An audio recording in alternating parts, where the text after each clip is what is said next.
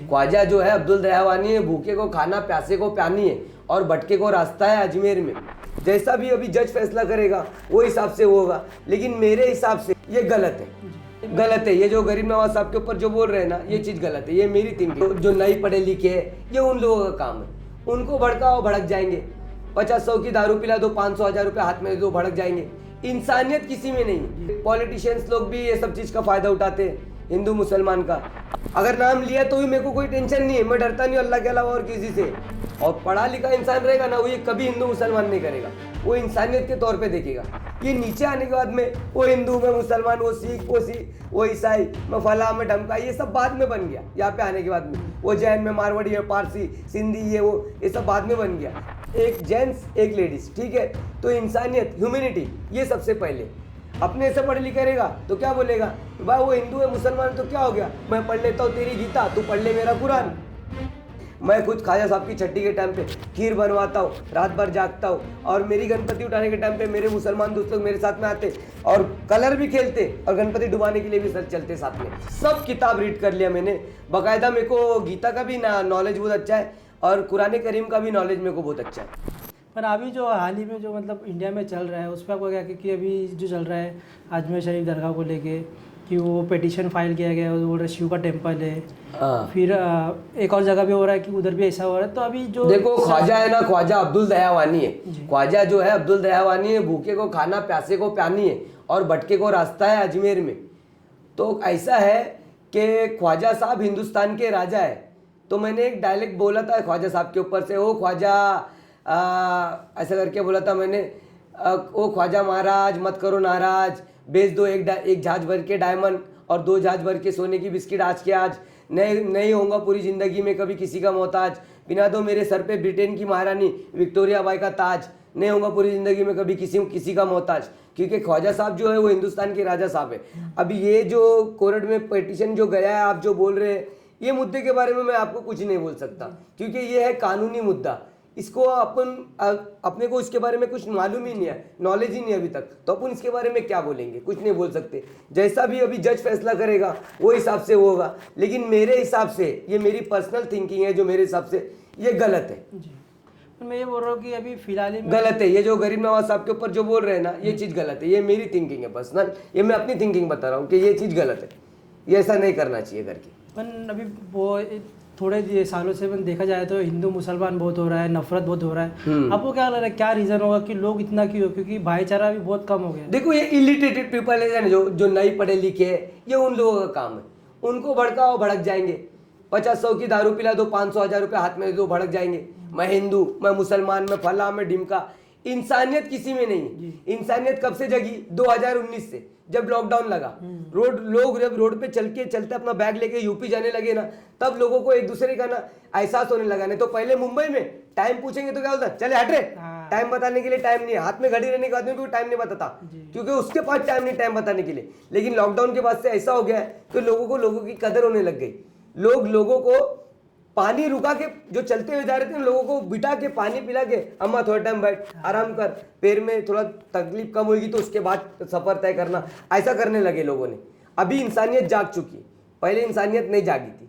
पर अभी जो मीडिया में ये सब में देखा जा रहा है हिंदू मुसलमान लड़ाई चल रही है, देखो ये नफरत बांट रहे हैं। आपको क्या लगता है कब खत्म होगा? मतलब ये खत्म कभी नहीं होगा, ये खत्म कभी नहीं होगा। क्यों? क्योंकि देखो आपकी थिंकिंग मेरी थिंकिंग अलग है, और फिर पॉलिटिशियंस लोग भी ये सब चीज़ का फ़ायदा उठाते हैं हिंदू मुसलमान का। अपन अभी किसी का नाम तो लेके बोलेंगे नहीं, ताकि अपने पास तक के कोई आवे नहीं। अपन ने अभी तक के पूरी जितनी भी इंटरव्यू मैंने दिया, किसी का नाम नहीं लिया, क्योंकि अपने को अगर नाम लिया तो भी मेरे को कोई टेंशन नहीं है, मैं डरता नहीं अल्लाह के अलावा और किसी से। क्या होएगा, एक फायरिंग होगी और कुछ नहीं होगी।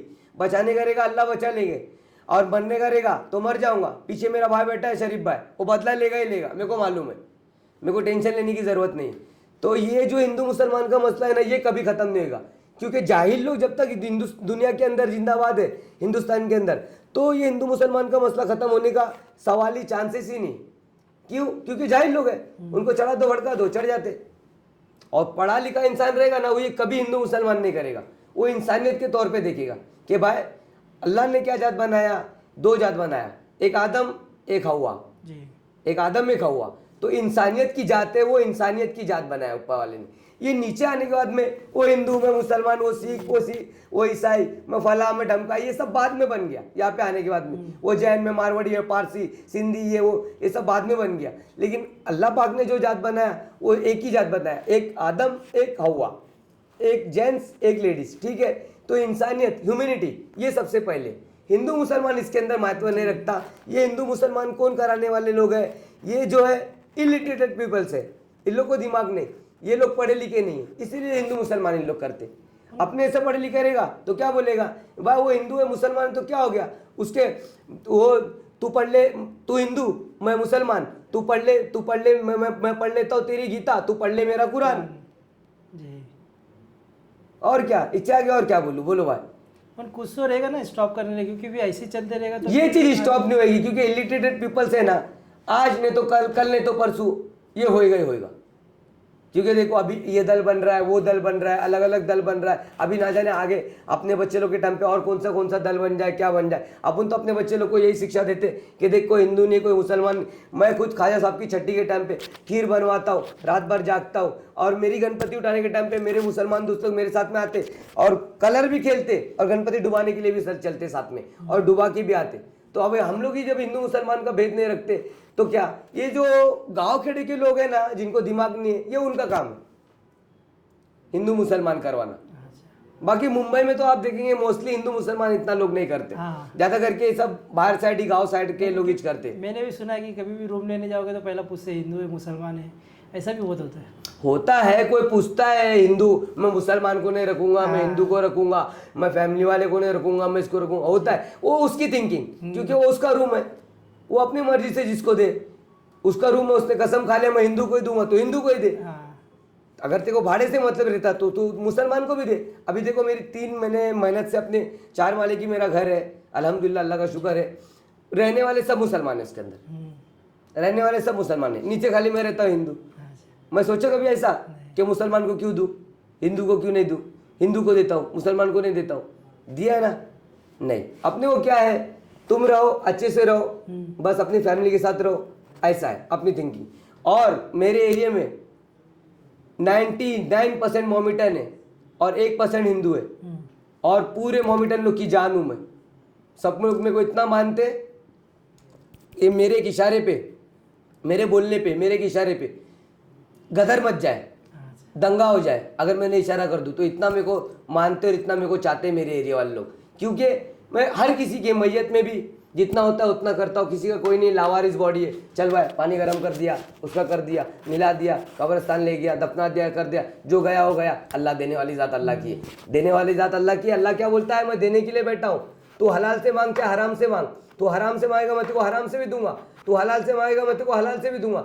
शर्त ये तू मांगता कौन से हिसाब से, वो देने बैठा है, वो तो देता ही ना। अब मैं इतना इंटरव्यू अभी आपका जितना क्वेश्चन पूछा हूँ, मैं हर बार आपसे अल्लाह के बारे में सुन रहा हूँ, मुसलमान के बारे में क्या मैं मुसलमान के बारे में इसीलिए बता रहा हूँ आपको, क्योंकि मेरे 99% सब लोग दोस्त लोग मुसलमान हैं, और मेरा पूरा बचपना मुसलमान लोग के साथ में गया है। मेरे पूरे दोस्त लोग मोमिटन है, सिर्फ मुश्किल से मेरे 3 या 4 दोस्त हिंदू है, बाकी सब मोमिटन ही थे। इस्लाम के बारे में जितना आप इस्लाम के बारे में तो ऐसा है कि समुंदर के अंदर जब मैं ये इतने दिन काटता था ना समुंदर के अंदर, तो सब किताब मैंने रीड कर लिया, सब किताब रीड कर लिया मैंने बाकायदा। मेरे को गीता का भी नॉलेज बहुत अच्छा है और कुरान करीम का भी नॉलेज मेरे को बहुत अच्छा है।